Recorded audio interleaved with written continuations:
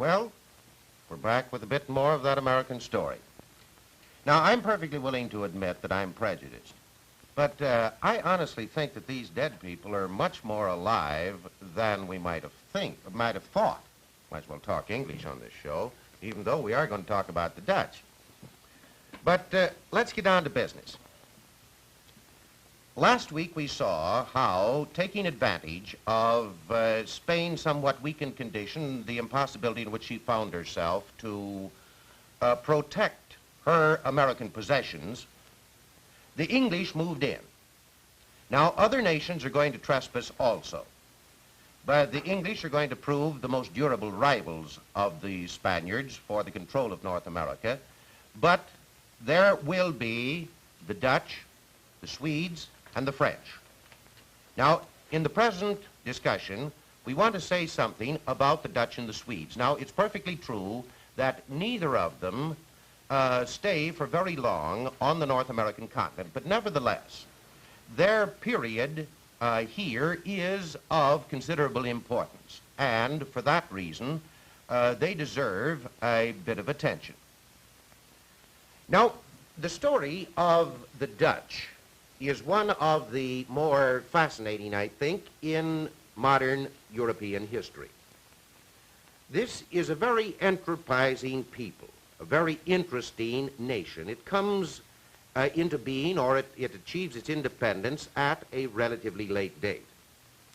During the Middle Ages, for example, the Dutch had consistently showed a mark or a characteristic of prosperity that would characterize few of the other countries.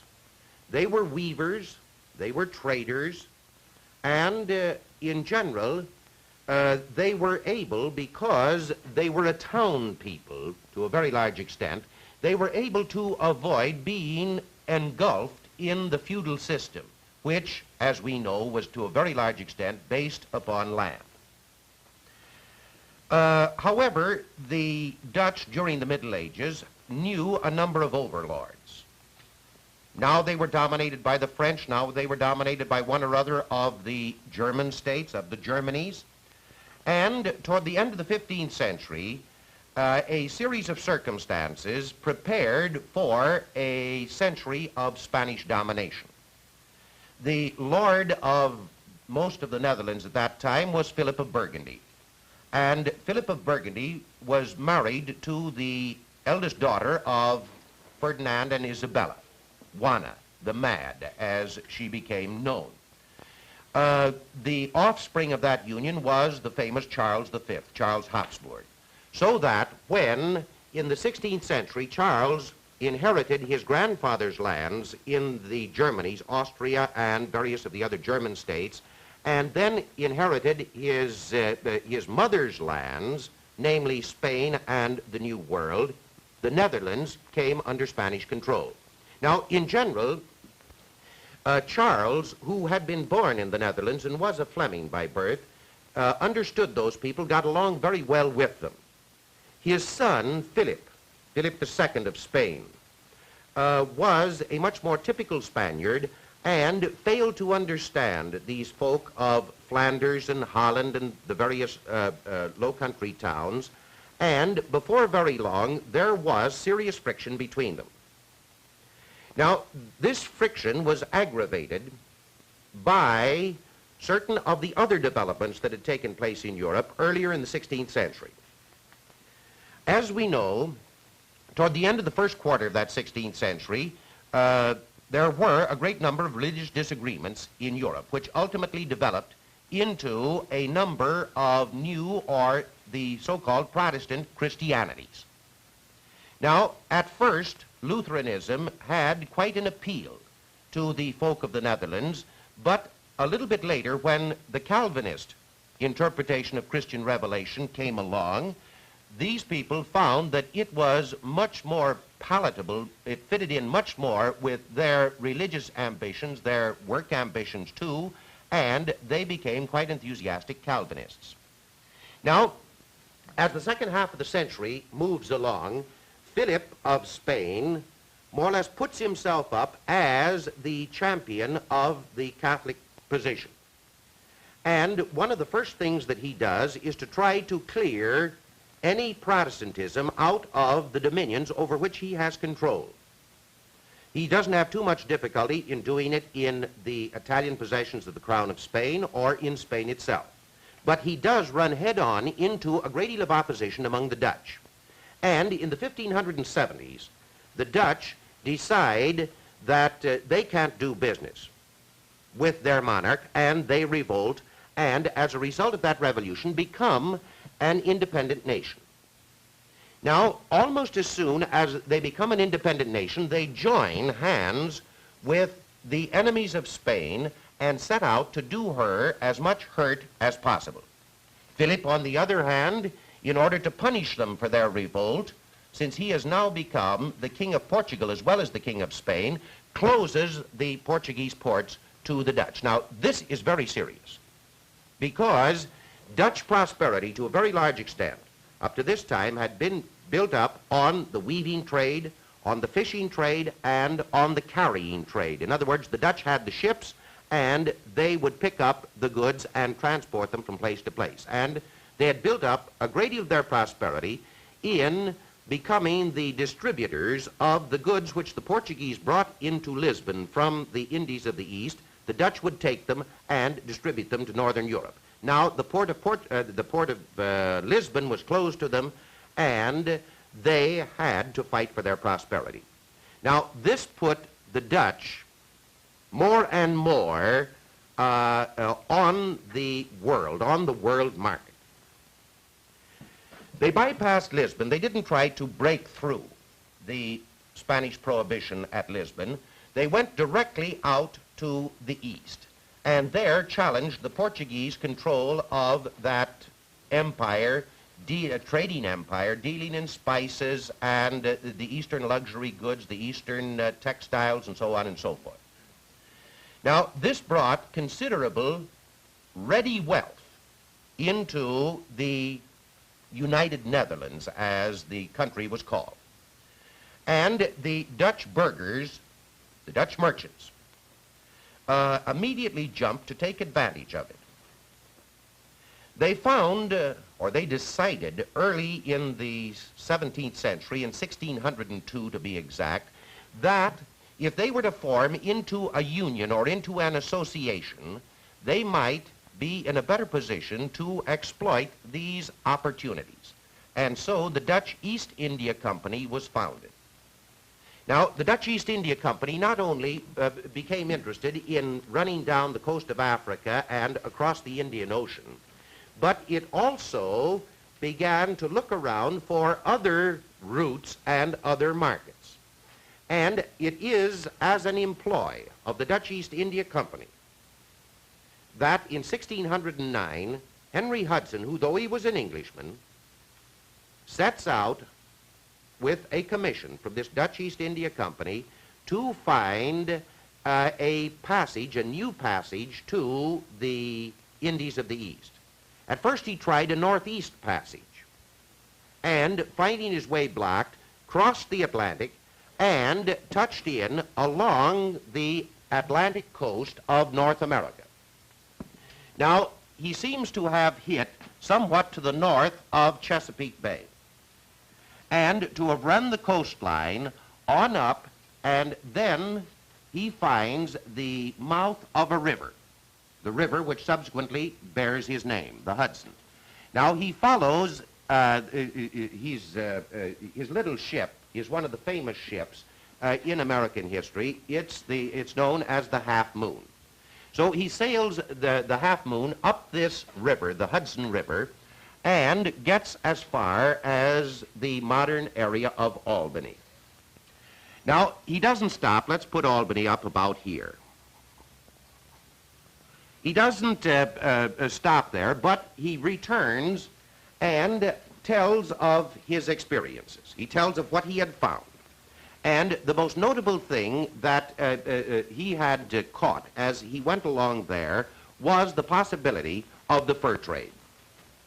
Now, as I said, the Dutch merchants are always on the lookout to make a quick and an honest guilder, which was their unit of currency.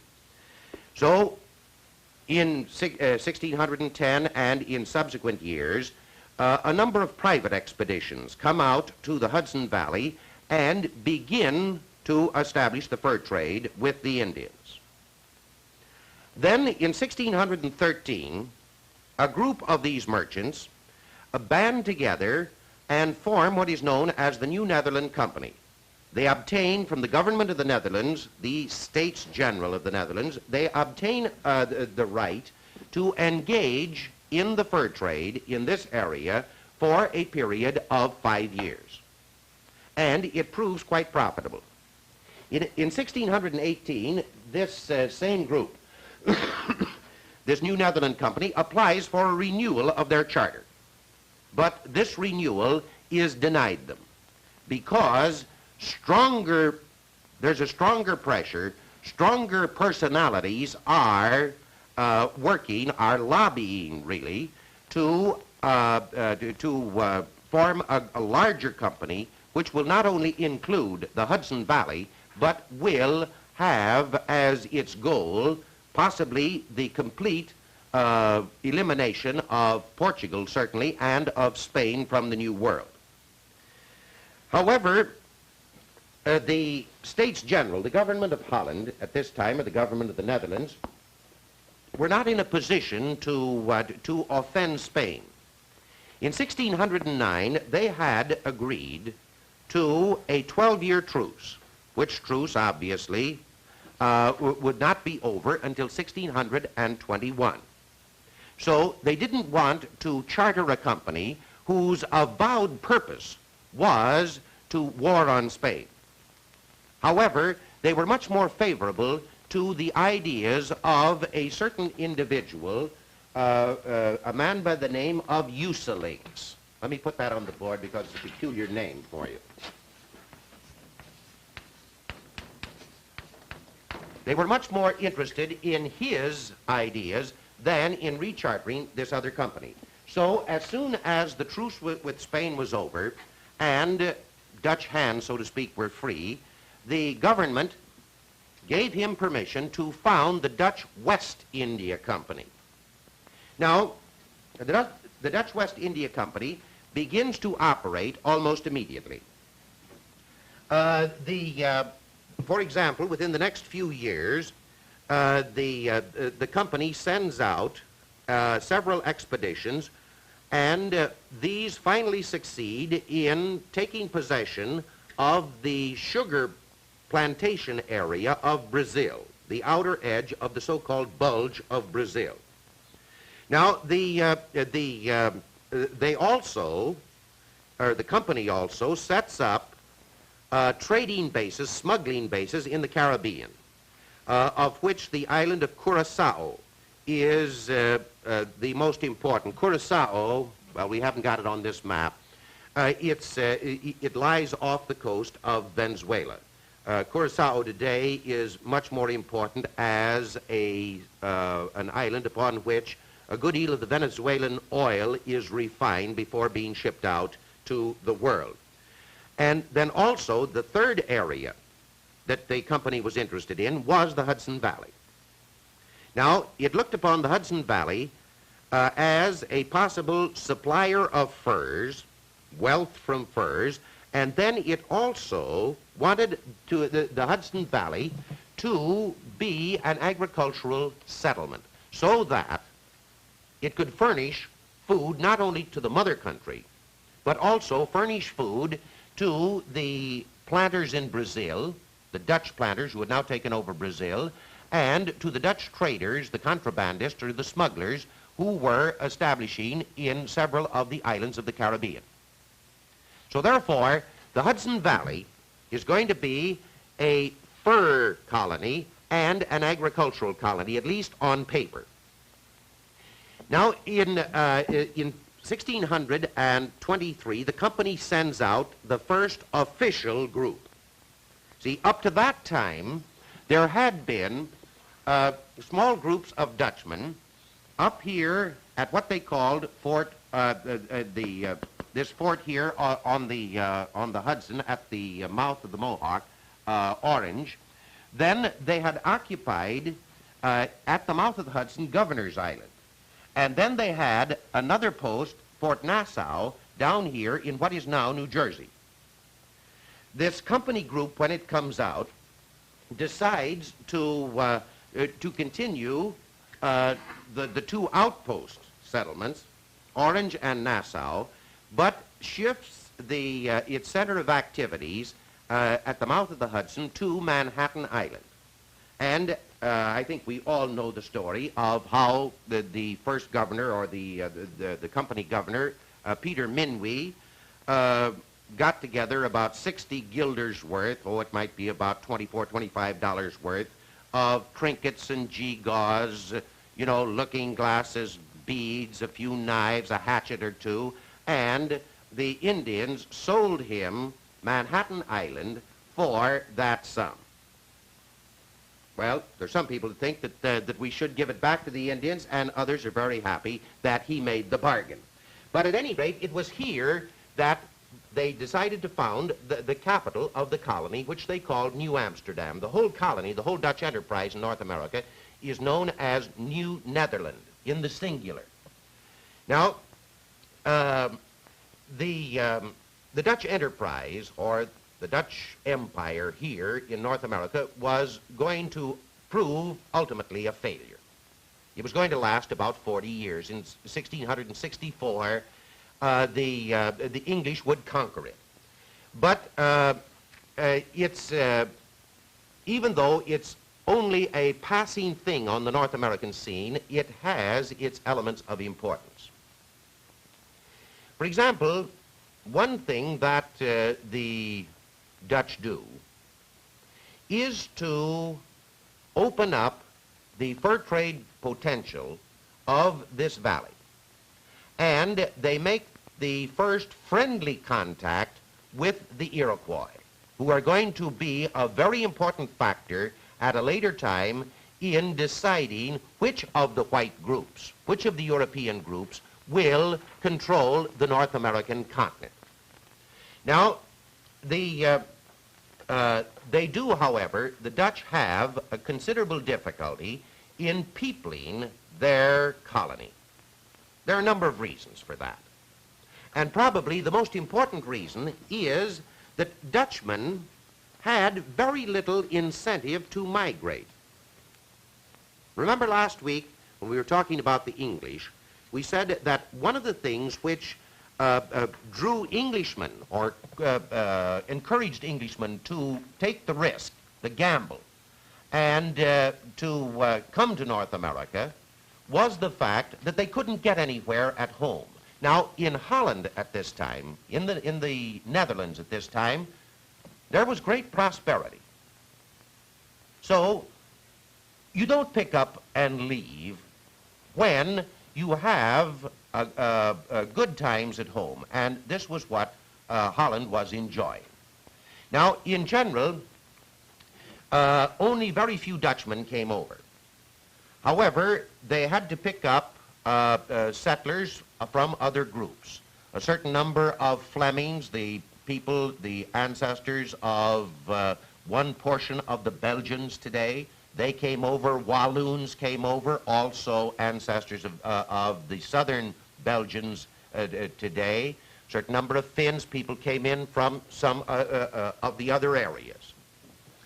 But the whole thing lacked a unity. There was not much loyalty toward Holland, and this showed very definitely in the day when the chips were down. When the English attacked, most of these people who had no particular loyalty to either the company or to the Estates General of Holland, they said, well, what difference does it make? If we maybe we can get along just as well, maybe better under English masters. Why should we fight for these Dutch who have treated us, more or less as stepchildren? Now, however, the colony did develop. It developed slowly. After New Amsterdam was 4 years old, there were no more than 270 inhabitants. Just figure that out. Figure what Manhattan Island supports today. And when it was 4 years old, they had a hard time getting, well, they didn't get up to 300 people. However, a number of the very interesting areas which we connect with New York City were already beginning to show. There was the Bowery, which at that time was largely a pasture land. There was the Battery, which was the place where the fort had been constructed. And to the north of the settlement, or in the outside of the settlement, there was a wall that protected the settled region of the island from possible attacks by the Indians and the like. This wall has subsequently been preserved in history as Wall Street. At least the name has been preserved. Now, little by little, the Dutch began to spread out. They spread up the river and spread over to Long Island, spread to Brooklyn, which in those days was Breukelein, and put little dots of settlement there. In general, their interest was in the development of agriculture. They grew quite a bit of wheat, and some of that they sent to the West Indies. Some of it they sent over to the mother country. They grew some rather good tobacco. The market for that was generally at home. You also had, and quite obviously, the great source of prosperity came from the prosecution or the activities of the fur trade. However, the company reserved a monopoly of the fur trade. The ordinary Dutch settler, the ordinary person in New Amsterdam or in Breukelein or in Yonkers and Poughkeepsie and so on, they could not get along in the fur trade. However, a very interesting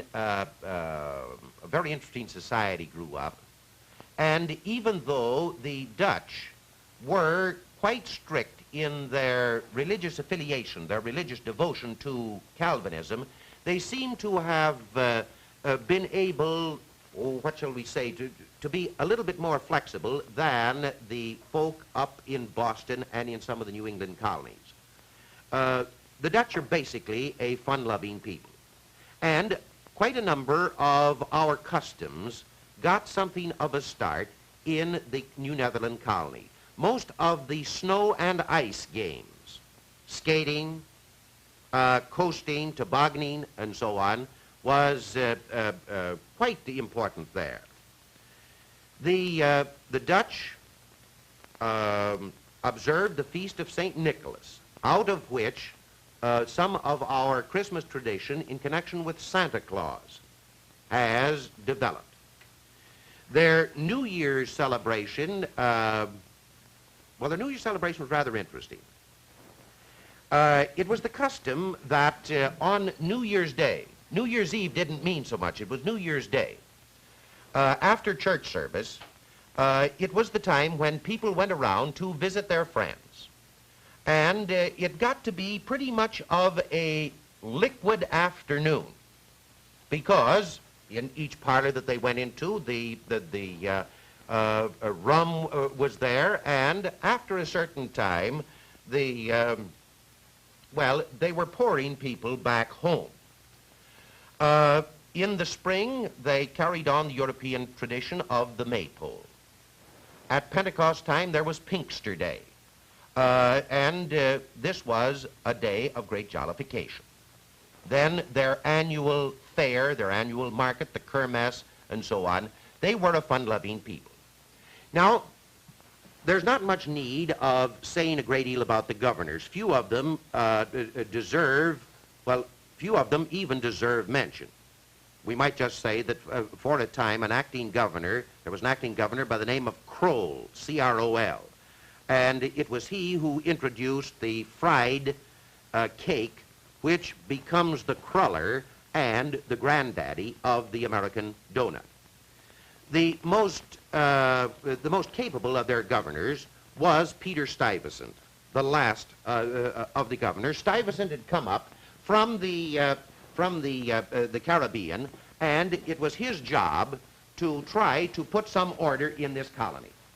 Now, they didn't like him particularly, but he was a good administrator.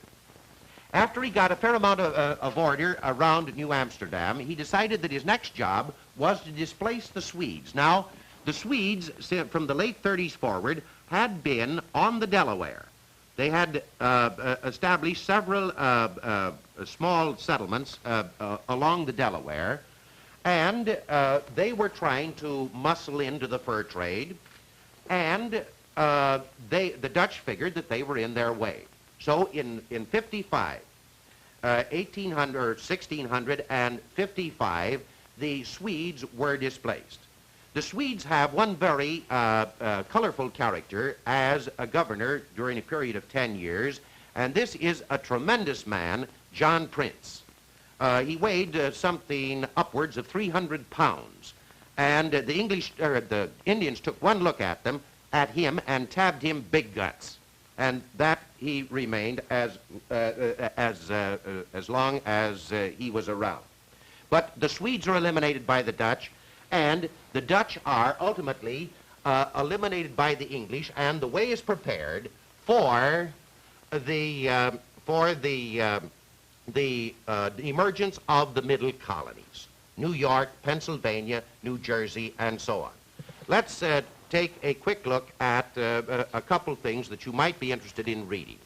The first volume of this History of New York deals with the Dutch days. The editor is A.C. Flick. There's a rather old book, rather chatty and pleasant, by Thomas Janvier, The Dutch Founding of New York. A lot of the old folk customs are preserved therein, and so on. A somewhat different picture of the whole colony, with emphasis on the spirit of the people, the makeup of society, is Ellis Raisley, The Portrait of New Netherland. In this Chronicles of America series, there is one of the volumes that's pertinent, The Dutch and the English on the Hudson. At least the first portion of the book will tell you of the Dutch. Then, an account of the Dutch and the Swedes on the Delaware is Christopher Ward's book by that name, The Dutch and the Swedes on the Delaware. Now, we've caught the Dutch. They haven't stayed long. In our next, we'll catch the French. And the French are going to stay around much longer, even though they too ultimately will be eliminated. So until next week, don't work too hard.